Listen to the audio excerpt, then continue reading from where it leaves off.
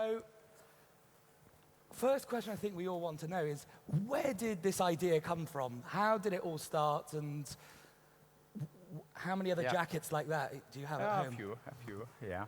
I think that if you look at Angry Birds, and a lot of people then like, like a couple of guys got together, made a game, and like overnight success and all that, but it's not quite how it happened. So if you look at Rovio, Rovio actually been making games since 2003. We made 51 games before Angry Birds, so Angry Birds was not the first, it was actually the 52nd game.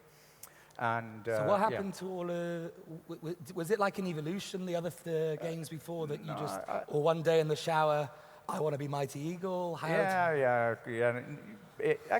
if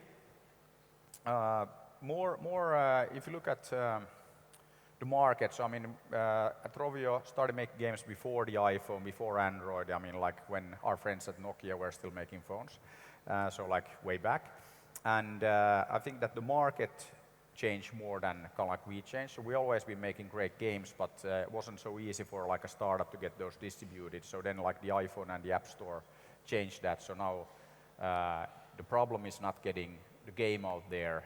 Now the problem is what it should have been all along. It's actually making great games. And I mean, then Angry Birds itself came about because Jaakko Iisalo, Jaska, one of our game designers, he was pitching a new game idea. And the team didn't really kind of like get the game idea, but everybody fell in love with the characters, so the birds. And then we started building a new game around the characters, 8 months later, 11th of December 2009, Angry Birds. And what is very interesting, if you look at it now, that it's a different way of doing games, because we started with the characters and built the game around that, not the other way around, that you typically, okay, you have some gameplay and then you need to come up with some characters. And 8 months, and then December 2009 we came out with the game, and it became a bit of a success. Yeah. I think that's a little bit of an understatement. Let's do a show of hands here. How many of you have ever played Angry Birds before? How many of you too shy to open your if you haven't, it's like a good time to download it now.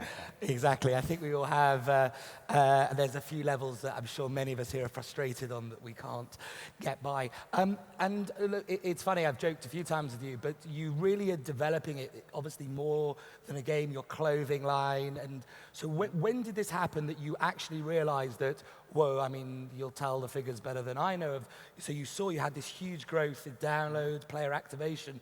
When did you decide to then take it right? Now let's go that stage further. Clothes, shoes, whatever else. I think that because we made a lot of games before, we kind of like, we know that it's super difficult to make hits. I mean, and again, we're not one of those companies, like even today, we're not running around saying that, okay, we know how to make hit games or hit movies or hit music or whatever. I mean, in any hit-driven business, I think that it's always, you should kind of like run for the exits if somebody starts telling you that, hey, we know how to make hits. I mean, it's not like a totally predictable process.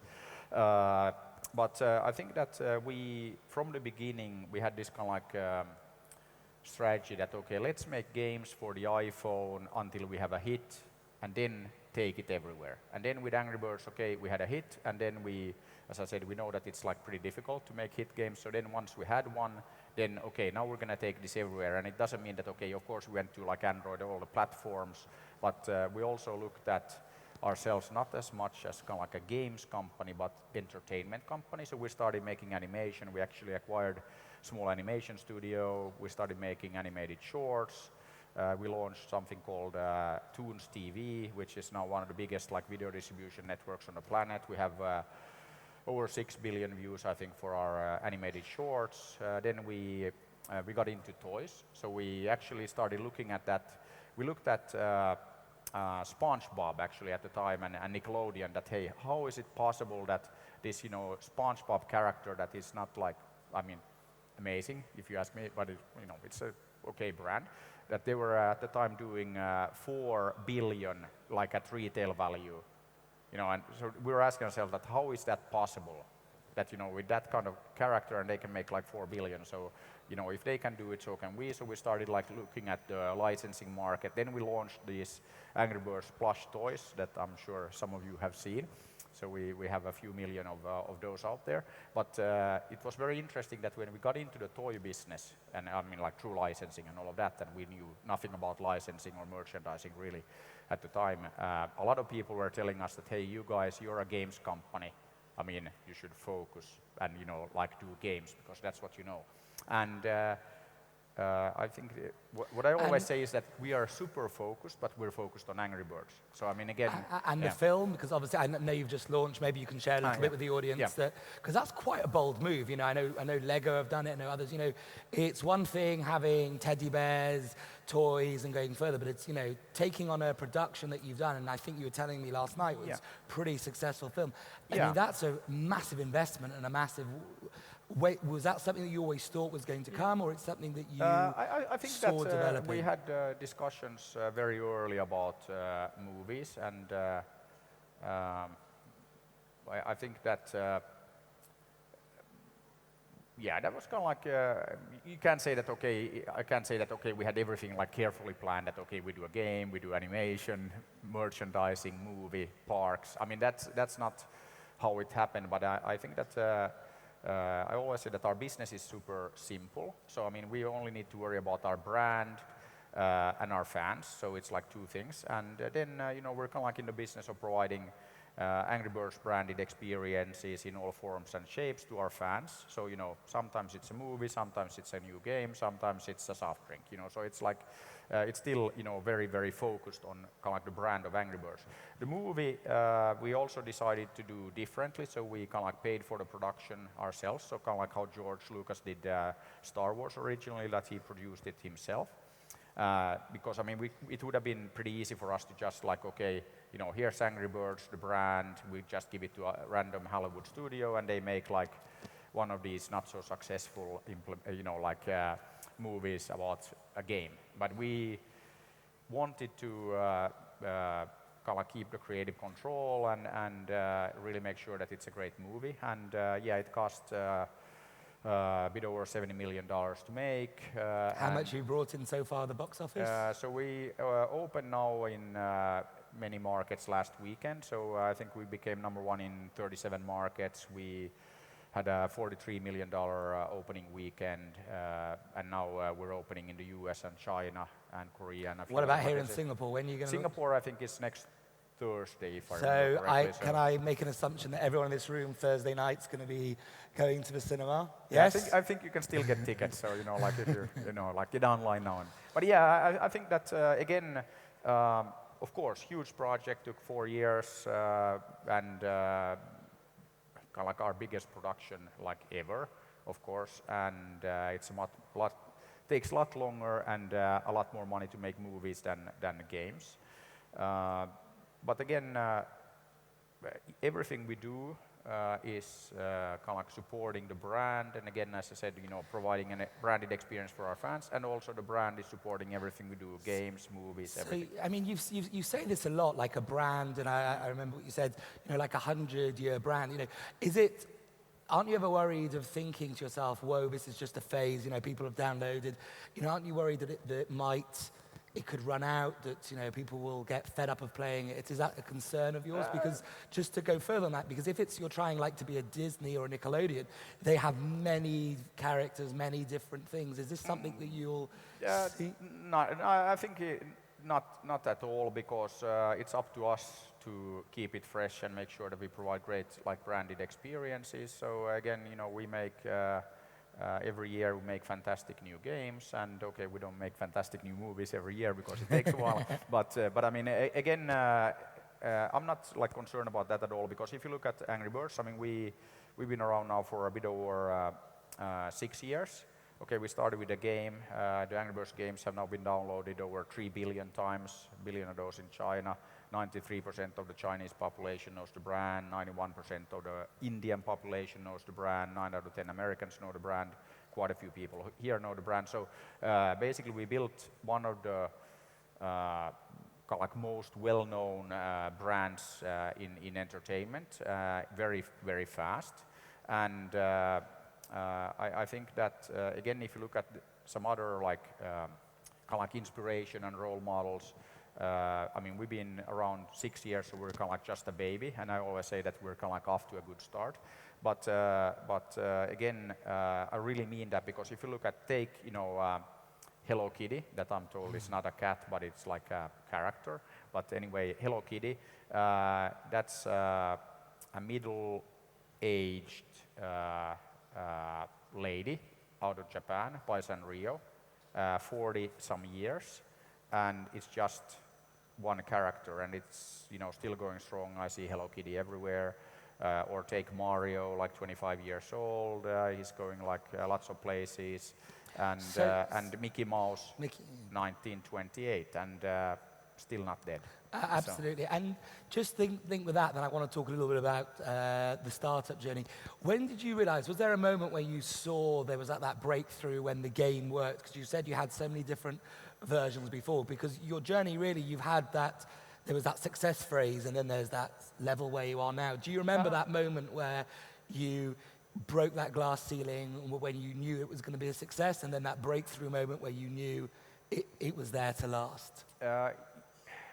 Yeah, I could say that still waiting for that. No, but I think that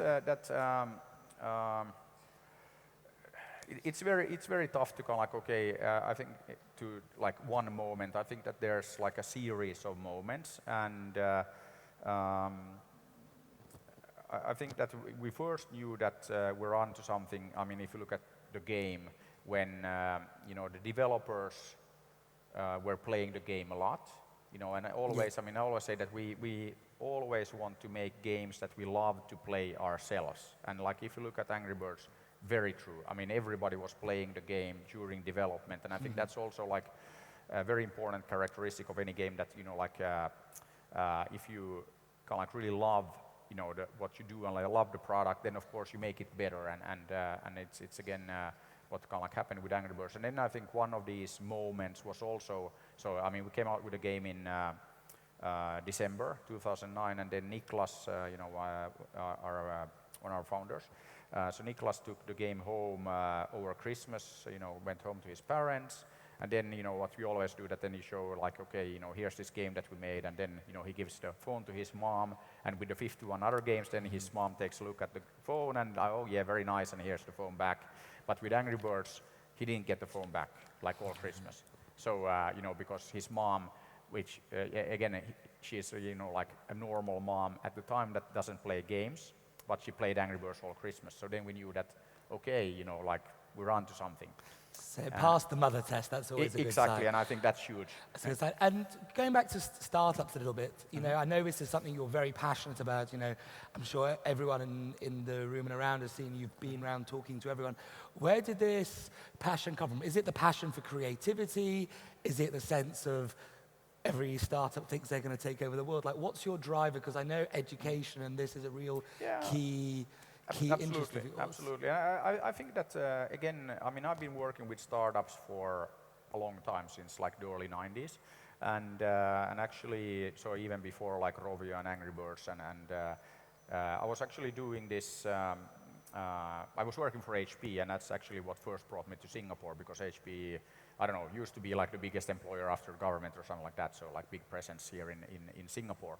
And I was running something called the HP Bazaar, which like kind of like okay, we didn't call it an like a corporate incubator or something like that at the time, but kind of like what we were doing was we were running this kind of like partnering, marketing, developer program, and we started in Helsinki in Finland, and then Carly Fiorina was the CEO. She tried to run for president in the US now, so that's kind of like her recent thing, but she was CEO at HP at the time, and then we announced this big like HP Bazaar program. Then she came to Singapore, met with the Prime Minister, and then you all know how it works here in Singapore, that, oh, we heard that you did some like new Bazaar like activity, we want one. And then I got a call from somebody from Carly's office that, oh, Carly met with the Prime Minister, they want to have a HP Bazaar in Singapore, could you take care of it? So then I flew here and I took care of it. So we started this HP Bazaar program here in Singapore. So there's kind of like connection there. And what we did in the Bazaar program, we worked with startups. So we had these then physical sites in Helsinki, Singapore, Tokyo, Beijing, Shanghai, Cupertino. Actually then in 2003, as part of this, I organized a game making competition. And then Niklas and two of his friends, they were students at the Aalto University in Helsinki. They took part in the competition. They won the competition with a game called King of the Cabbage World. And after that, they came to me and said that, okay, what do we do now? And I said, you guys love making games. You love playing games. Why don't you start a company to make games? And they started Rovio. So that's kind of like my connection to like So basically, Rovio from a hackathon competition came. You actually really are living testament. You know, sometimes a lot of times brands go. Another company that then kind of like I first met this guy called Ilkka Paananen, and he's now running a fairly successful games company in Finland called Supercell. So I also met him and two of his friends when they started, a company called Sumea back then. So like I think it's great to see, how these things started from very, very humble beginnings. So you could say Rovio, you could say Sumea, now okay, Supercell. They all started as student projects, and that's why, I actually spent most of yesterday not here in this room, but I was talking to the volunteers at this event who are students from various schools here in Singapore, because that's for me kind of like the most inspirational part, and kind of like then sharing whatever I've learned during my years working with startups, and then encouraging them that okay, you should do startups as well, and it's like okay to be an entrepreneur. You don't need to go and work for the government. That's great. We have Lily Chan sitting over there, who's the CEO of NUS Enterprise, who's always been driving this message home. Give people a go, build startup ecosystems. Something just sort of wanted to ask you is obviously. We have the theme of this event a lot is Asian innovation, meeting the world. How are you seeing the difference? Because ultimately you launch your business globally. How do you see the difference with take-up between how the consumer here reacts to Angry Birds? Do you see there's different from your products, from your way? Is there that differentiation between the kind of Europe, America, and Asia? No, I think that there's not like a huge difference, and I also like the way we built Angry Birds. That being from Finland, so like 5 million people. It's not too different from Singapore in that regard. That there's not like many of us, so it's always like pretty obvious that okay, being number one in Finland is like not like good enough, and it's no big deal. So you always have to go outside, and I would also say that we never talk about okay that we need to make a global market or something for like overseas or like export or whatever. It's kind of like given that of course it's a global product. So then we kind of like looked at okay, how do we make something that resonates in China, in the US, in Singapore, everywhere. And if you look at like original Angry Birds and like all our games, we always try to remove all text. So it's like a very visual thing. So you don't need to know how to read, like instructions or read like period to play the game. So that's why, even 2-year-olds or younger can play Angry Birds. So we kind of like built it and designed it with that in mind. And I think that that's something that is just kind of like something that is very kind of like natural for us. But one thing I wanted to add, still on this like previous thing, that okay, if you look at Rovio and you look at like where we kind of like come from, starting as a student project in Helsinki, in Finland. So I always say that there's kind of like no reason why, that couldn't happen here. And I think that it's, there's no reason why you couldn't get like a couple of guys or girls together here, and then you build like the next Angry Birds. But, then let's just go for a direct. Yeah. What advice would you give now to the audience? I know we've got lunch soon, so people are going to love to think about it.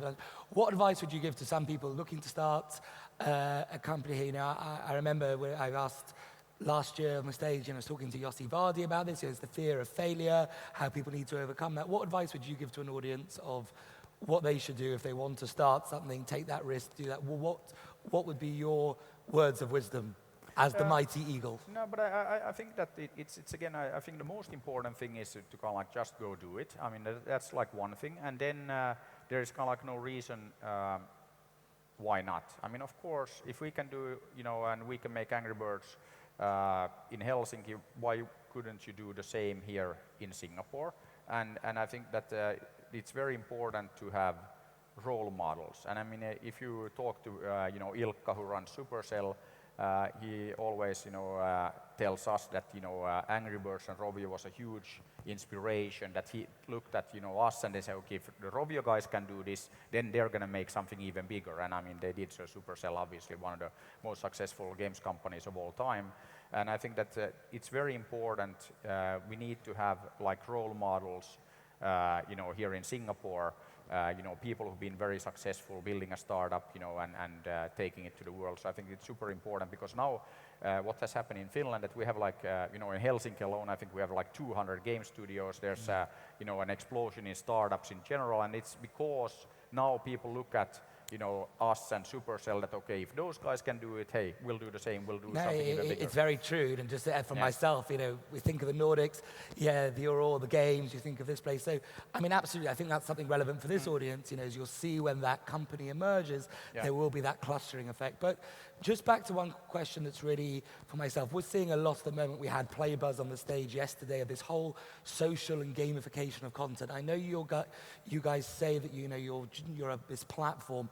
Where do you think you guys will be in the next year from working with brands growing? Is this part of your strategy to try and really engage the connected consumer? Where do you see this going? Yeah, I think that we're like in a good position right now. That for us, a lot of this is now bigger, better, faster. So we need to do that. So again, kind of like a bit of more of the same, but again, doing things kind of like much better, much bigger, much faster. So we'll keep doing that. But then also one thing that has been very, very important part of our kind of like success so far is that we haven't been afraid of going into new areas. So I mean, this is like the fear of failure, and this thing is that it's very important to have an environment where kind of like you don't need to be afraid of failing. And again, also that we're not always good at taking advice. Like when people tell us that, okay, you guys are a games company, you shouldn't go into toys or movies or whatever. So then we kind of like, okay, whatever, we'll just done it anyway. And of course, I mean, not always kind of like massively successful. And of course, we smaller and bigger failures like every day. But again, I think that it's very important that you are not afraid of going into new things, and that's the only way that you can. I think you can be successful. That you just like. Just don't do listen. it. Yeah, just do it, and don't listen to people who tell you that you can't do this and you can't do that. And tenacity and don't give up. Being in Singapore, I think that don't believe everything people tell you you're not supposed to be doing. So I think that's I don't want us getting arrested, so let's stay clear of that comment. Just one point. Do you always wear that? I mean, I've only ever seen you wear that. Is there ever a time that you decide to take it off? Yeah, I mean, actually, I always wear this kind of like for work. So it's, but I have to kind of like share with you that actually. Did you wear it on the red carpet? Yeah, I mean, I always wear it, and I mean, like, be it like visit to Buckingham Palace or White House or like all of these places. I've been to both a few times, and then I'm always told that I'm supposed to dress like properly, and then I'm like. I kind of like, as I said, I'm not always good at taking advice. But what is very interesting that, okay, the red hoodie actually came about because we're like 20 people in the company, and I wanted to make a point to the team that it's all about differentiation, and you have to stand out. I mean, super crowded market, especially when you look at games, but any market actually. And there was an event in, like, I think Berlin, that I was on a panel, like a bit like this kind of setup with a bunch of people. And okay, it was a serious business thing. So then everybody else was wearing, like, okay, proper like business attire, whatever that is, dark suits typically. And then I went there and I was wearing just like a regular red hoodie, so nothing with Angry Birds or anything, but just like a red hoodie. And then I was sitting there on the panel, surrounded by people in like dark suits, and then like I took a picture, shared it with the team, and said, okay, this is differentiation. It was very easy to spot me, and I said that this is how we do marketing at Rovio. We do it differently. We make sure that we stand out. And then after that, the team ordered, I think like 20 or so, like, you know, Angry Birds branded hoodies. And then after that, it became kind of like a thing that when you join Rovio, you get a red hoodie. And if you go to an event like anywhere in the world, and if Rovio people are there, they're pretty easy to find, red hoodie. So it's again, so there is kind of like a story and there's a reason. Living, eating, dreaming the brand. I think on that note, just say, firstly, on behalf of all of us, thank you for coming to Singapore. Thank you for hanging out Thank you. It's great with the to be here. students. Thank you for hanging out.